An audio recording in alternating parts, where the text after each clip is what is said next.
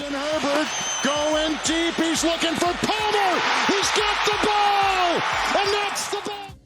In a league built on balancing superstar contracts and complex roster building needs, the NFL undeniably has its fair share of head-scratchers when it comes to their starting lineups. Whether it's due to cap constraints or a coach's irrational belief in a guy, there are quite a few players around the NFL today consistently starting games for reasons that we simply do not understand. From quarterbacks struggling to hit their targets to defenders who can't seem to wrap up a tackle, let's dive into the 10 worst starters in the NFL today.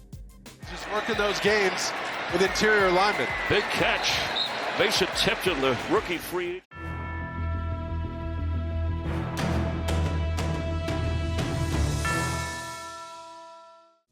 Noah Fant, TE, Seattle Seahawks. When Fant was traded from Denver to Seattle, expectations were pretty dang high. He was viewed as a tight end with the speed and hands of a mid-tier receiver that could have the infamous knack for creating mismatches. But in reality, well, let's just say it's been a series of underwhelming events. In 2023, he produced a career low in yards and didn't even get into the end zone a single time. Fast forward to 2024, and Fant's numbers have not exactly rebounded. Just 27 catches for 285 yards through 8 games. Yeah, those are not the numbers that you would expect from a guy with Fant's profile. Seattle's offense is full of young talent and needs reliable contributors, and unfortunately, Fant has yet to prove that he's that guy.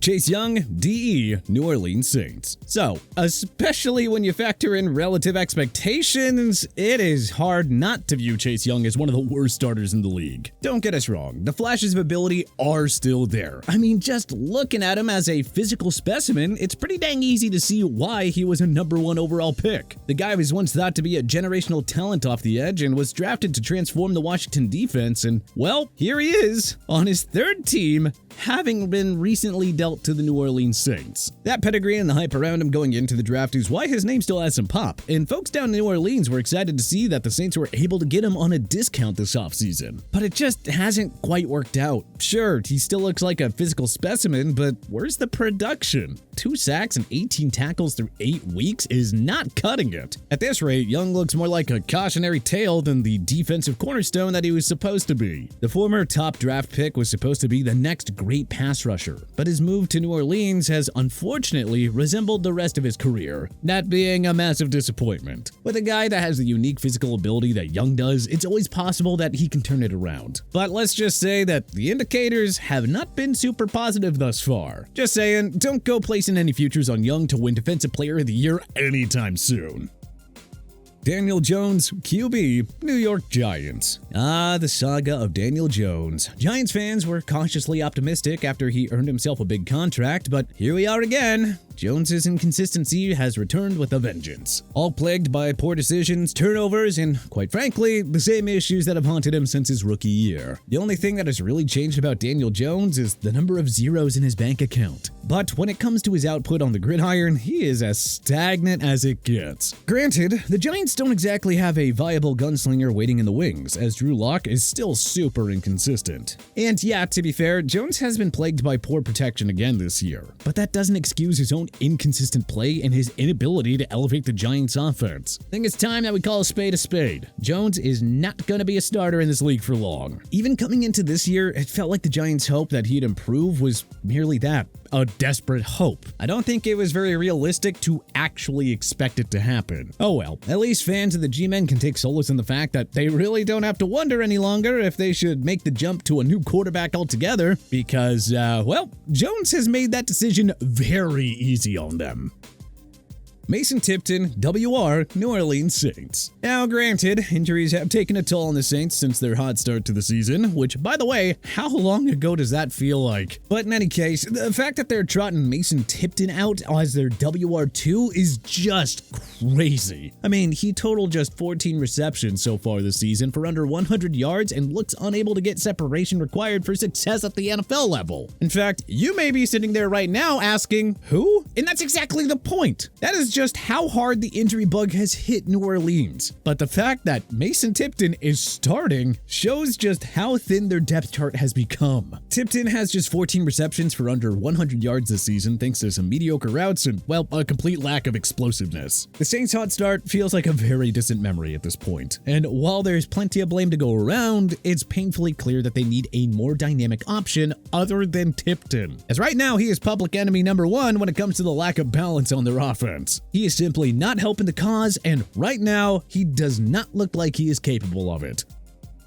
Joshua Palmer, WR, Los Angeles Chargers. We know that Jim Harbaugh wants to build a tough run-first team, but hopefully this season has been a good reminder that he needs to get some actual wide receivers as well. Justin Herbert has been playing surprisingly good football considering the, uninspiring weapons that he has at his disposal. Joshua Palmer is a very nice piece to have, as he is explosive and can go up and get the ball, making him good for a big catch here and there. But having Joshua Palmer as your wide receiver one is a very sad state of affairs, as he's never really even flirted with the notion of being a reliable option. Through 6 games, he has just 15 catches for 243 yards with no touchdowns. Not exactly first-string numbers. Palmer's numbers don't scream WR1. Heck, they barely even whisper it. Justin Herbert has to be frustrated with his limited options, and Palmer, as their de facto number one guy, should be the focal point of that frustration.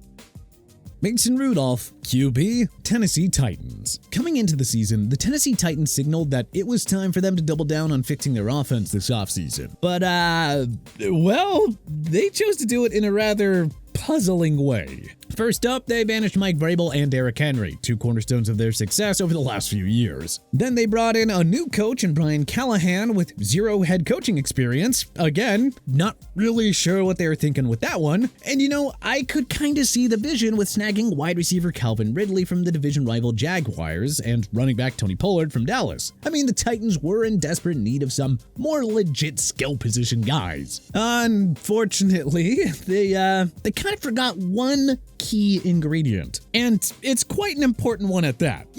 That being an NFL caliber starting quarterback. I mean, come on, handing over the keys to Will Levis was premature, and now they're left with Mason Rudolph as the guy for the time being. Ooh, that's pretty tough. Even using Rudolph as a placeholder, quite frankly, is a huge liability. He lacks the consistency, poise, and decision-making Tennessee desperately needs. And each game that he's under center, it just becomes far more clear that this is a directionless franchise.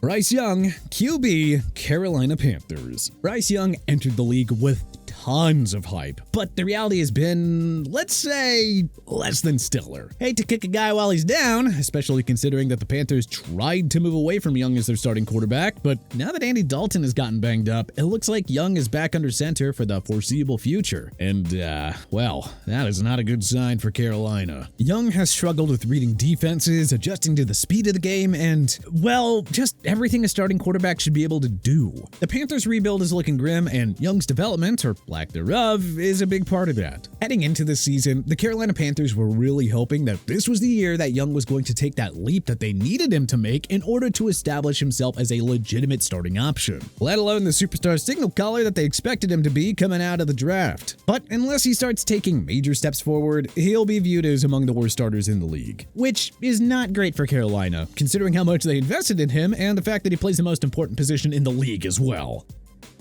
Viian Low, LT, New England Patriots. Yeah, here's a name for all of you that you might not be super familiar with. Viian Low, the left tackle for the lowly New England Patriots, who, despite their hilarious upset of the New York Jets, are still among the worst teams in the NFL this season. And their offensive line, which the 6'6" and 320-pound tackle is meant to be the cornerstone of, is a key reason as to why. What's truly puzzling about Low is the guy really looks like a starting left tackle. But for some reason, he's just one of the worst in the game. And he makes up a big part of New England's O-line, which, newsflash, is also among the worst in the league as well. Hence why he is now being brought to your attention, because we all know the old adage about offensive linemen not usually making the headlines unless they're struggling. And in New England, that's exactly the case with Viian Low. The Patriots don't have Super Bowl aspirations this year, but if they want to help their rookie quarterback Drake May, they should probably find a more valuable valid starter at the most important position on the offensive line sooner rather than later.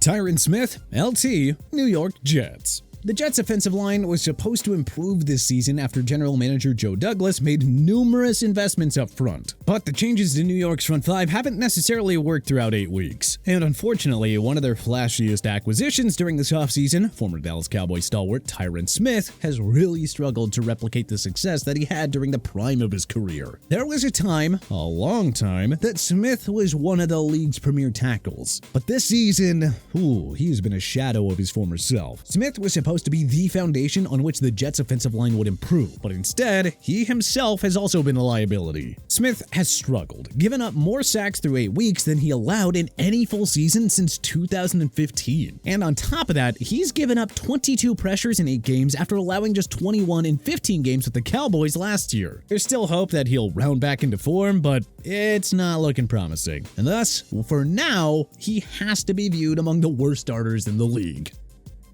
Hayden Hurst, TE, Los Angeles Chargers. Last but not least, we have tight end Hayden Hurst, who's bounced around the league the past 4 years and had an injury-plagued 2023, which cost him the majority of the second half of the year. His finish last year was a disappointment to say the very least, after the young tight end notched career highs in catches and yards in 2022. Hurst now has a new home in Los Angeles, but he really has not been able to get back on that winning track that he was on for a stretch there. Through 8 weeks with the Chargers, he's managed just 6 catches for 59 yards and appears to have taken a step back as a blocker as well, essentially making him a ghost out there. Not to mention, he is now once again battling injuries that could further diminish his validity as a starter at the NFL level. So, with injuries piling up, he is now a liability in both the pass and run game, and on the balance sheet. Not exactly the role that the Chargers hoped that he'd play.